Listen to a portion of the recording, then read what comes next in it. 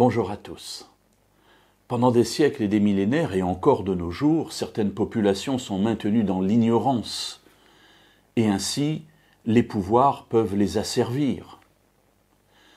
Dieu désire nous rendre libres, et le plan qu'il poursuit pour nous, c'est de nous donner de la connaissance afin que nous puissions grandir, prendre des décisions, aller du bon côté, tout cela en connaissance de cause et non pas simplement parce que nous sommes sur des rails qui nous mènent vers un endroit et nous ne pouvons pas en dévier ni à droite ni à gauche.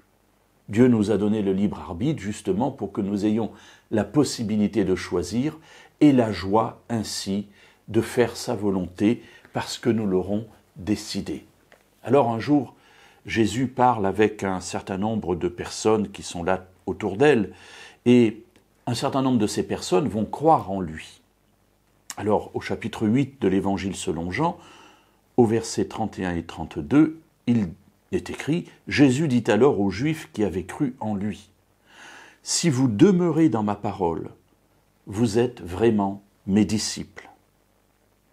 Vous connaîtrez la vérité, et la vérité vous rendra libre. » Alors voilà le plan de Dieu. Dieu qui est le Maître suprême, le Dieu au-dessus des dieux, le Seigneur des seigneurs. Voilà le plan de ce personnage, excusez-moi l'expression, extraordinaire qui est au-dessus de nous, qu'il a pour nous, nous qui sommes en quelque sorte son peuple. C'est ce qui est dit dans la Bible, nous sommes son peuple et le troupeau de son pâturage.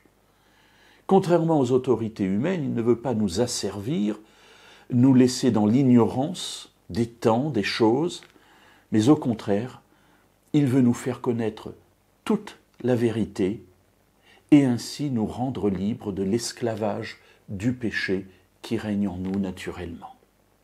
Comment ?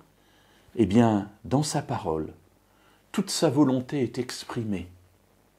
Alors mes amis, lisons sa parole, méditons-la, parlons les uns avec les autres sur ce que nous découvrons, sur ce que l'Esprit de Dieu met en notre cœur, afin de pouvoir demeurer en Jésus, être ses disciples et devenir libres.